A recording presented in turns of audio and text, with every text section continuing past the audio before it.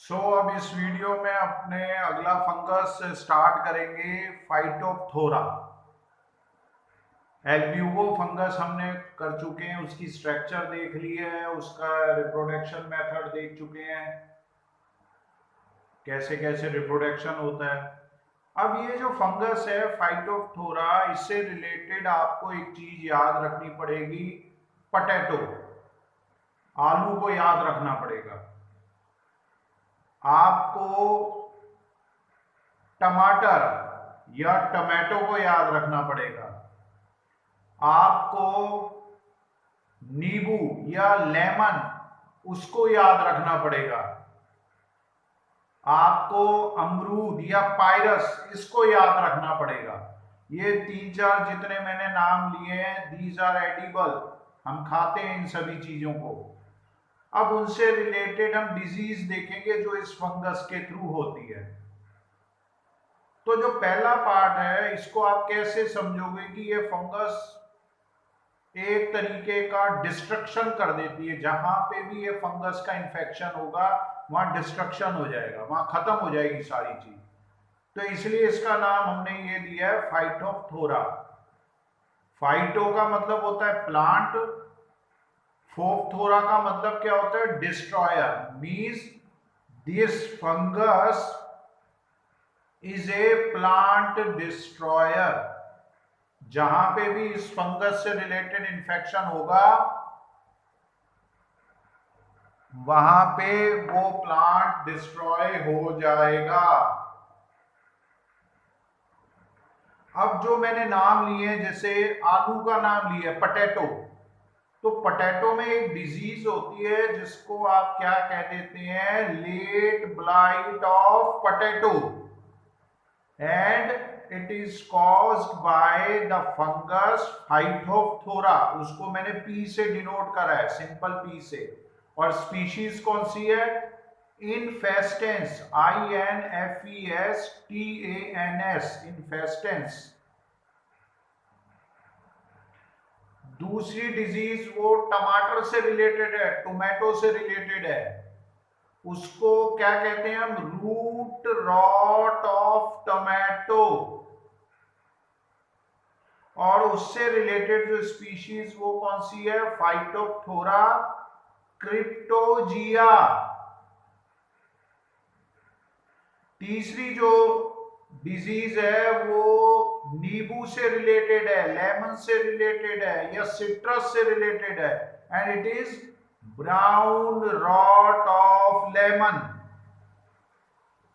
which is caused by the fungus Phytophthora citrophthora. Next is blight disease of Pyrus, which is caused by the fungus Phytophthora cactonum. तो ये अलग अलग टमाटर, आलू, नींबू, अमरूद, इनको आपने सुन लिया। और इनसे रिलेटेड कौन कौन सी स्पीशीज है जो कि इनमें डिजीज करती हैं। The species which causes disease in such edible products. अब जो ये फाइटोप्थोरा जो फंगस है, इसके थ्रू जो डिजीज होगी उसको आप कैसे पहचानोगे? What is the characteristic feature? The characteristic feature is hydrotic spots at the tip of leaves and margin of leaves. आप एक बात दिमाग में रखें, जब भी इस फंगस के थ्रू इंफेक्शन होगा ना, तो वो लीव्स पे होगा, लीव्स की मार्जिन पे होगा, और स्पॉट्स की फॉर्म में आपको इंफेक्शन दिखेगा। द स्पॉट्स बिकम नेक्रोटिक और dead and changes brown to black in colour. अब ये जब आप स्पॉट्स लीव्स पे देखेंगे इस फंगस के थ्रू, जब इंफेक्शन होगा, तो आप क्या देखेंगे? वो डेड स्पॉट्स होंगे, मतलब डेड को मैंने यहाँ एक टर्म से और बुला दिया, बॉटनिकल टर्म में हम क्या कहते हैं, नेक्रोसिस या नेक्रोटिक, एंड जो ब्राउन कलर है उनका वो ब्लैक में कन्वर्ट हो जाएगा। नेक्स्ट, ये डायग्राम मैंने इससे जो अभी इतनी बातें मैंने सुनाई है आपको, इतनी बातें बताई हैं जो मैंने आपको, उससे रिलेटेड मैंने डायग्राम भी शो कर दिया। आप डायग्राम बहुत इजी डायग्राम बना लेंगे, लीफ का डायग्राम बनाना है और उन लीव्स में आपको मार्जिन्स पे स्पॉटिंग शो करनी है, डार्क डार्क कर दोगे। एक साथ में ही मैंने एक डायग्राम और बना दिया, वो एक आलू का है, पोटैटो का है, वो गोल सा बना दिया और उसकी मार्जिन्स पे और सेंटर पे थोड़ा मैंने स्पॉटिंग शो कर दी। So it shows the infected areas and it is related with symptoms of late blight of potato. The next part is vegetative structure.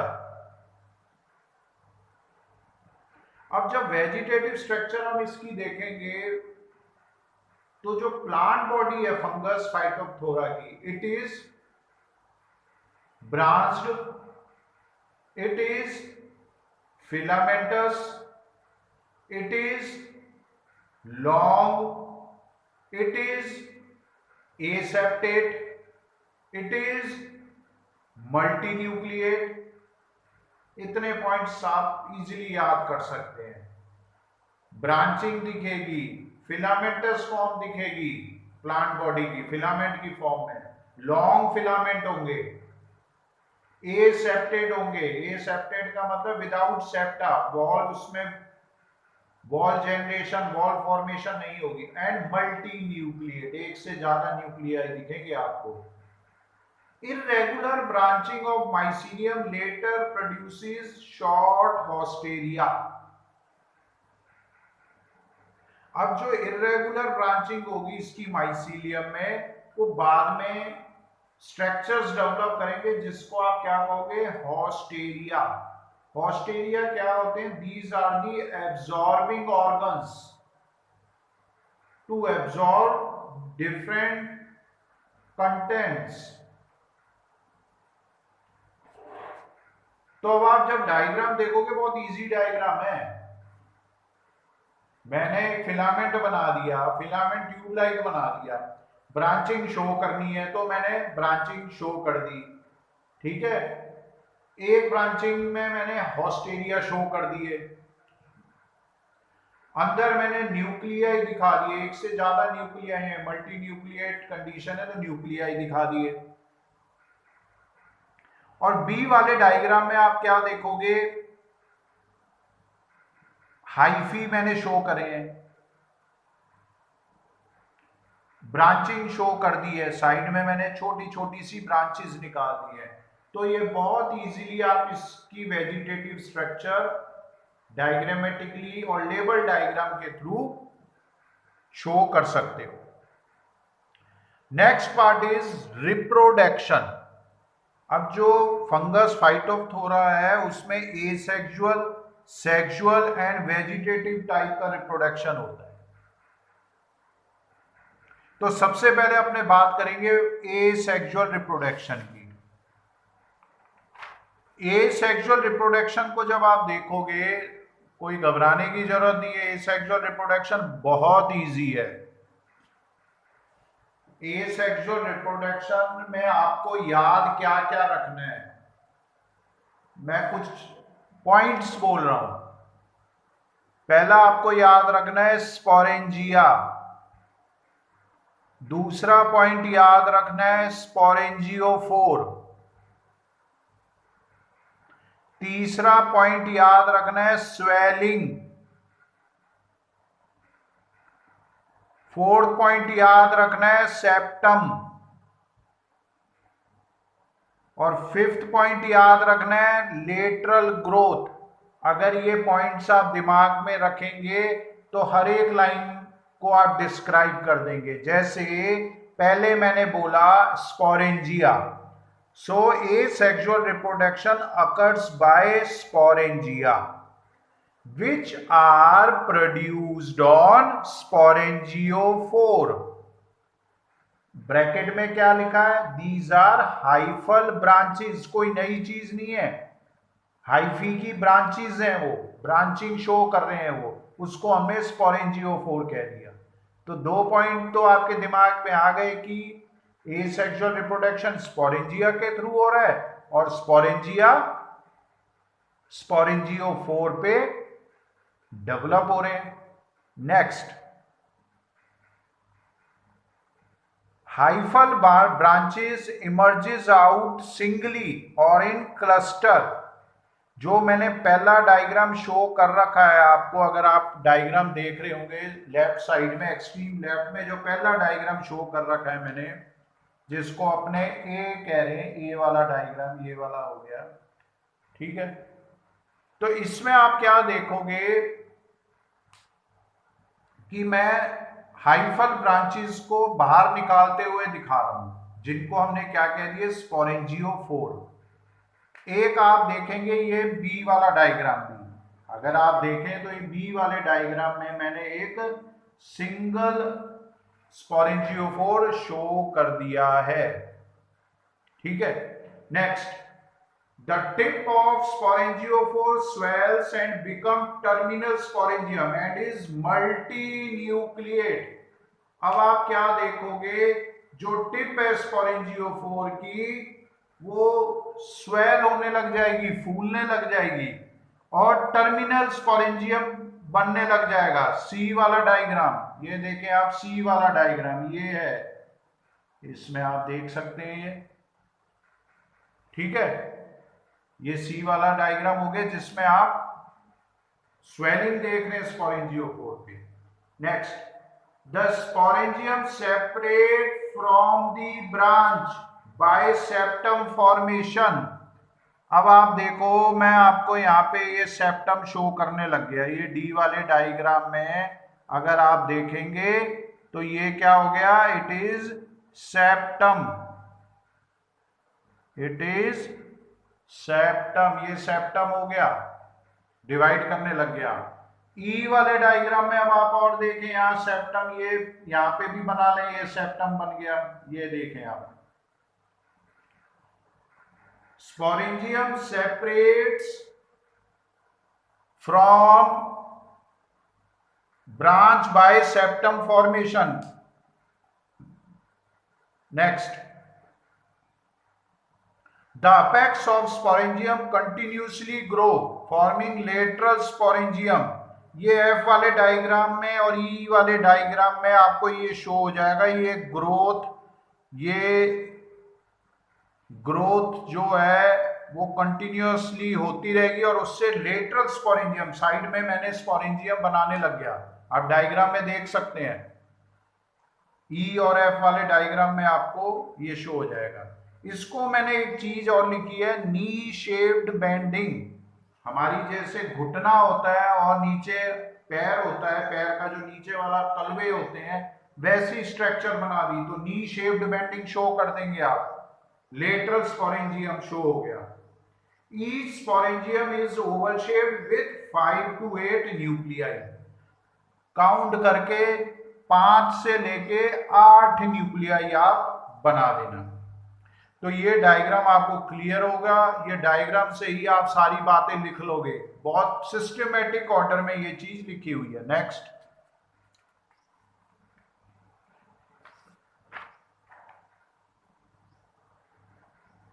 The process of germination of sporangia depends on moisture and temperature conditions। जो process है sporangia की germination की, उनके लिए क्या requirement है? Moisture and temperature. अब क्या होगा आगे? The sporangium absorb water and swell. यहां से आप दिमाग में अब नेक्स्ट पॉइंट याद रखना कि अब पानी का एब्जॉर्प्शन होगा, स्वेलिंग होगी। Next, the protoplasm of sporangium disintegrate into many pieces and each piece develop into zoospores। आप क्या देखेंगे, जो स्पोरेंजियम का प्रोटोप्लाज्म है ये टूटने लग जाएगा और एक से ज्यादा पीसीस में टूटेगा, और हर एक पीस जो है वो एक जूस्पोर में डेवलप होने लग जाएगा। समझ में आ गया ये? नेक्स्ट, अब जूस्पोर्स हमने कहा तो जूस्पोर का मतलब इसमें फ्लैजिला होंगे, and the flagella is of reniform type, RENIFORM। Reniform type का मतलब क्या होता है कि एक फ्लैजिला ऐसा जो कि छोटा हो और एक फ्लैजिला ऐसा जो कि बड़ा हो। ये डायग्राम पे मैंने शो कर दिया, अभी आपको डायग्रामेटिकली भी वो चीज जो मैं बोल रहा हूं वो आपको समझा दूंगा मैं। ठीक है, नेक्स्ट, अब क्या आगे प्रोसेस है, ये जितना मैं आज ये बता रहा हूं ये सेक्सुअल रिप्रोडक्शन को, ये अलग अलग फंगस में इनका रिप्रोडक्शन मिलता जुलता ही होगा, कोई ज्यादा डिफरेंस नहीं है। अब जैसे नेक्स्ट पॉइंट क्या है, the zoospores withdraw flagella, flagella गायब होने लग जाएंगे, गायब होने लग गए, round off zoospores, round off circular structure बना लेंगे वो, secretes its own cell wall, cell wall secrete करेंगे और उनसे एंसिस्टेड स्पोर बनेगा। ये मैंने डायग्राम में शो कर रखा है। Next, the germ tube is produced as a result of germination of encysted spore.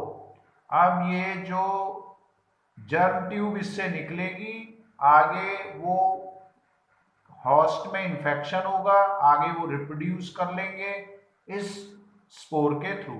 तो अब आप डायग्राम देखें, एक तो सबसे पहले जो मैंने ए वाला डायग्राम शो कर रखा है, ये ए वाला डायग्राम जो शो कर रखा है मैंने, इसमें आप क्या देख रहे हैं कि अपर एपिडर्मिस शो कर दिया, लोअर एपिडर्मिस शो कर दिया, इसमें कोई डिफिकल्ट नहीं है काम। लीफ की जैसे अपने स्ट्रक्चर बनाते हैं सेक्शन काट के, तो अपर और लोअर एपिडर्मिस हमने शो कर दिया। ठीक है, इसमें दो तरीके के पार्ट दिखा दिए, पेलिसेड एंड स्पॉन्जी।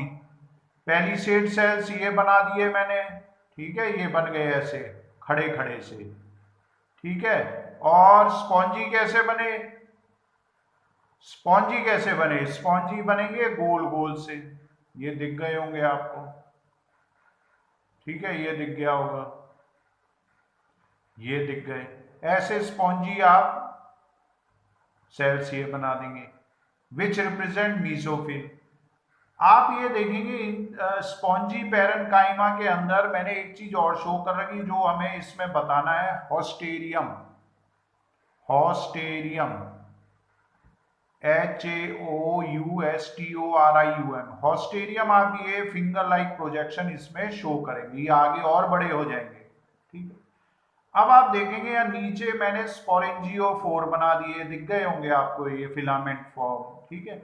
और ये स्पोरेंजियोफोर आगे स्पोरेंजिया बनाएंगे, स्पोरेंजिया को आप ऐसे स्ट्रक्चर ये बना देना, बहुत इजी डायग्राम है। अब दूसरा पार्ट इसका क्या है, बी वाला डायग्राम में अगर आप देखें तो आप देखेंगे मैंने एक सिंगल स्पोरेंजिया को आगे शो करा है, उसके प्रोटोप्लाज्म को टूटते हुए दिखा दिया, और हर एक प्रोटोप्लाज्म का जो पार्ट है वो जूस्पोर बना रहे। अब आप क्या करेंगे, ऐसे ये डायग्राम बना लें स्पोरेंजिया की, अंदर न्यूक्लियाई दिखा दें, ये एक आउटग्रोथ दिखा दें। इस आउटग्रोथ का भी फायदा है, इस आउटग्रोथ को हम क्या कह देते हैं, पेपीला। ये जो पेपीला है ये आगे जाके इससे जूस्पोर्स निकलेंगे, ये देखें आप सी वाले डायग्राम में आप देख सकते हैं, ये मैं जूस्पोर्स निकालते हुए दिखा रहा हूं। ठीक है, ये तब है जब पानी एब्जॉर्ब कर लिया, जो अपने ने ऊपर अभी सेंटेंस पढ़ा था। फिर मैंने क्या बताया था कि जो प्रोटोप्लाज्म है it will disintegrate into different pieces and each piece develop into zoospores, ये जूस्पोर्स दिखा दिए।